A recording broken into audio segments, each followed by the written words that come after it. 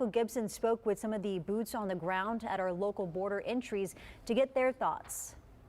We're here along County Road 110, just west of Falfurrias in Brooks County. And this is one of the roadways where a lot of immigrant smugglers try to move their cargo to the north. And this county each and every year sees tens of thousands of people streaming through trying to get to places like Houston and Dallas.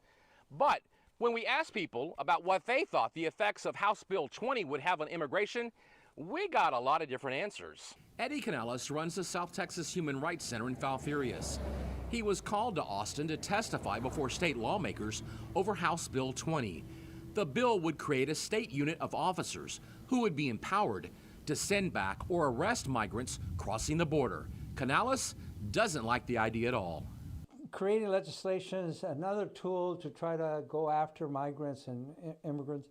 You know, if the effort is to try to deter people from coming, nothing is going to work.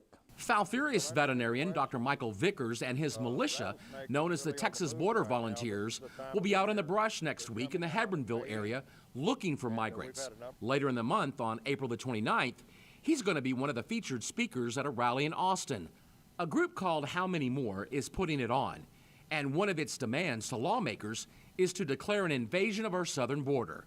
Dr. Vickers fully stands behind House Bill 20. It's not like they're going to be deputizing just any individual. That person is probably going to have maybe a concealed handgun permit. If not, they're still able to carry, but they're also going to be vetted and trained. They'll be going through a training session. And I'm all for it. Clayburgh County has also had to deal with the people who are illegally entering the country.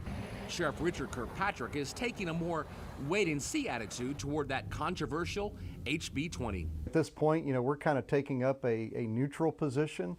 Frankly, we do need help. But is this it? We don't know. Both Governor Greg Abbott and Lieutenant Governor Dan Patrick have come out in support of House Bill 20. Now it's up to lawmakers to weigh the pros and cons of this latest border plan. Michael Gibson, 3 News. Thank you, Michael. And the U.S. Border Patrol tonight releasing stats showing that border crosses thus far in 2023 in the Rio Grande Valley sector are down 43%.